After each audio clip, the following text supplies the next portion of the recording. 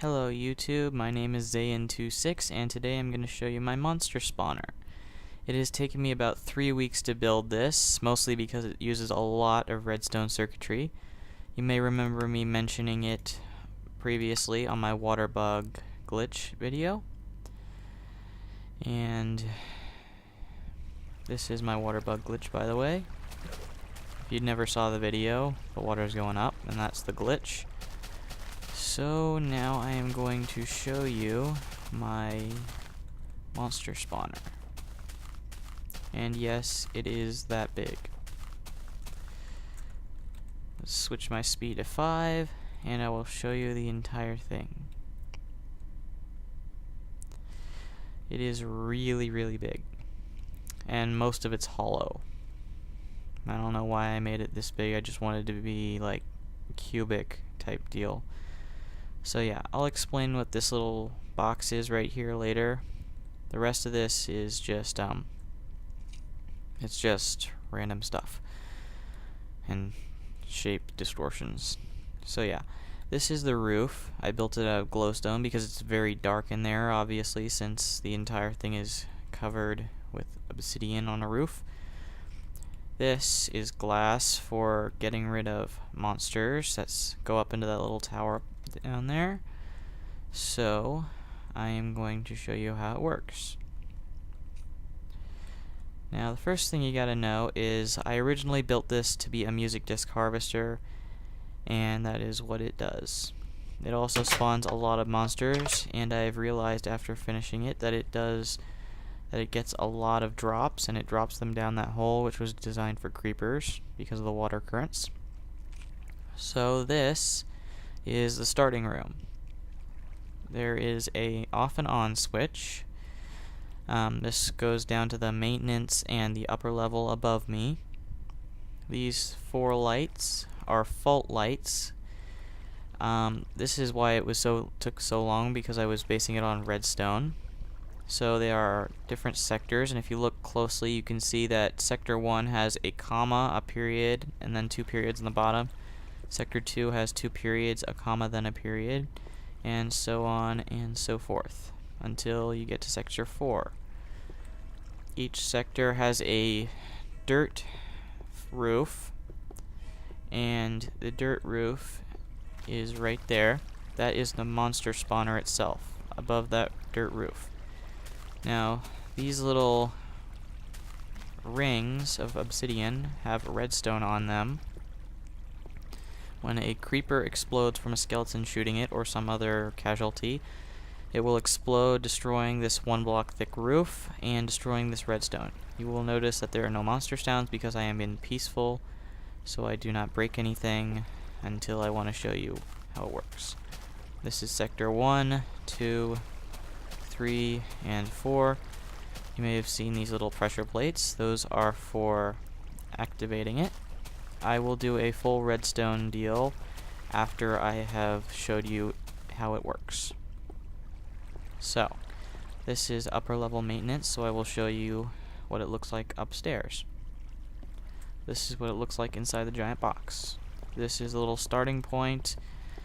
That's the entrance. This is the power line, and you may have noticed that when it was down, it said it was off, and yet it's on. That's for several reasons, which I will explain in the redstone tutorial. I will be building on this. So, first things first, I will change this to easy from peaceful, and I will move far away so that monsters can spawn. In the meantime, while I'm waiting for monsters to spawn, I did fix the glitch on this little deal right here. I fixed the glitch. If you remember from my original video, the dirt right there on this side was exposed because the piston mechanics weren't working properly, so I fixed it, and now it works properly. It doesn't look like the timing is right, but the timing really is right. Yeah, the timing is designed to be perfect, so it's probably just a lag. So anyway, I think the monsters have spawned. So I will turn on the machine and we will commence processing monsters. And you can hear them. So now the machine is on, and as I said before, the power line is actually off right now for various reasons that I will explain later.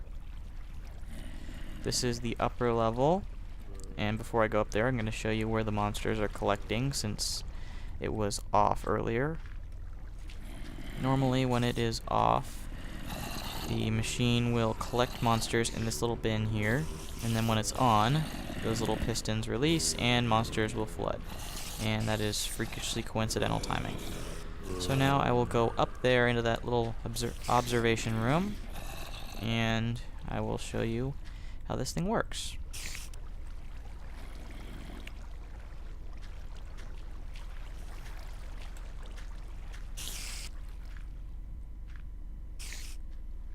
You may have noticed before that I have a little bit of an obsession with light and dark, in this case obsidian and glowstone.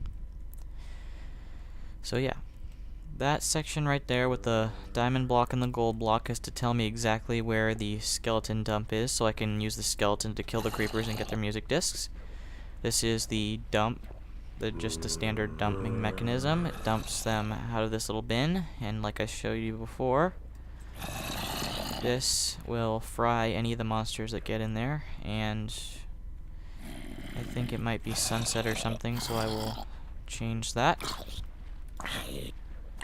And apparently it wasn't, because they're burning. So yeah, even though there's a water block right there, they will die because they're not apparently they're just so stupid that they don't want to get in the water. So yeah, they're burning, and the creepers are jumping. I'm guessing that's because they're in a small space, so yeah. So while I wait for that, I will go and turn off the machine, because if I don't turn it off, then monsters will just keep flooding up there.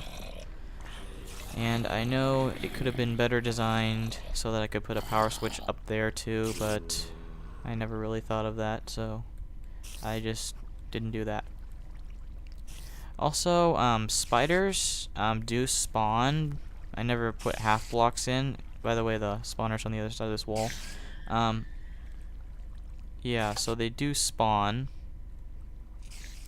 However, they don't, for some reason they don't fit in the 2x2 block space that I allowed them. And I assume they would fit, but apparently they don't. And although they don't fit, apparently monsters can now occupy the same space. So yeah, they don't go up in the shaft, and they don't clog it up at all. Neither did the squid, for that matter. I had a squid problem earlier, but I think I fixed it. So anyway, I think we should be getting to close to all the monsters gone. Before that skeleton dies, I am going to flood the chamber. So I want the skeleton. Ooh, a zombie. I can get rid of them later. 2 zombies. I'll just get rid of them later. I just need the skeleton. Here, skeleton. You'll notice an absurdly large amount of creepers are flooding through. And skeleton, here we go. Alright, we got a skeleton and all those creepers. So once all the creepers are out of here, and some need some negotiating, so I'll seal this off until I can get that creeper to come out if I can. If not, I'll just leave him there for later. Yeah, I'm just gonna leave him there. So I shut this off so the monsters can't keep flooding down there. Just make oh, we got a stuck creeper. Gotta keep that on until he goes down. And I will be back in a second, as soon as I get these 2 stupid creepers to go. Alright guys, I am back. I had a bit of a mishap with a creeper in here. I was trying to bait that one creeper that you may have seen. I was trying to bait him to come over here, and I hit him, and even though I backed up, he still exploded. So, yeah. Anyway, I have some monsters stuck down here. I don't think I ever really accounted for. Yeah.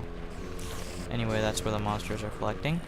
So I didn't really account for the monsters being in here. That's what that block outside before was. It was a lava pit to kill any monsters that get stuck outside of here, but before here, or after here. So I guess I never really accounted for these guys. So I am going to show you lag. I'm going to show you what I'm going to do with the monsters that I've caught. So provided I don't get blown up. Alright, so we got a skeleton here. Water elevator, or water cushion, so he doesn't take too much damage, so he doesn't spontaneously die on me.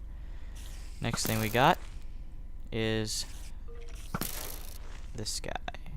These guys. Hundreds of them. Anyway, those little weird sounds you're hearing are music discs dropping. Apparently they have their own little unique sound. It might just be a combination of the bow hitting the creeper and the creeper's death sound. But anyway, the reason they're not exploding or becoming hostile is because when they fall down here, they take I took careful caution to make sure that they had exactly a 22 block drop fall. 23 is supposedly lethal, but apparently not. So I did 22, and and since they have the same health as I do, they only take 9.5 hearts of damage, and now we are done. So I am going to change it to creative mode, get rid of this, collect my various music discs, get a half block, don't need that, put the half block down, change it back to normal, and I have 1, 2, 3, 4, 5, 6, 7, 8, 9, 10 music discs. As you can probably see, none of the new music discs from way back here and down here are here. It's just 13 and Cat. So yeah, apparently Jeb or Notch, since he was working on this earlier, apparently neither of them got to putting the music discs in. So yeah, ooh, keep getting hit by that skeleton. That's only an issue if you're not invincible. So yeah, that's how my machine works. I will commence with the redstone tutorial and explain how exactly the machine works, but I just wanted to show you guys what it does and how effective it was. And obviously it was very effective.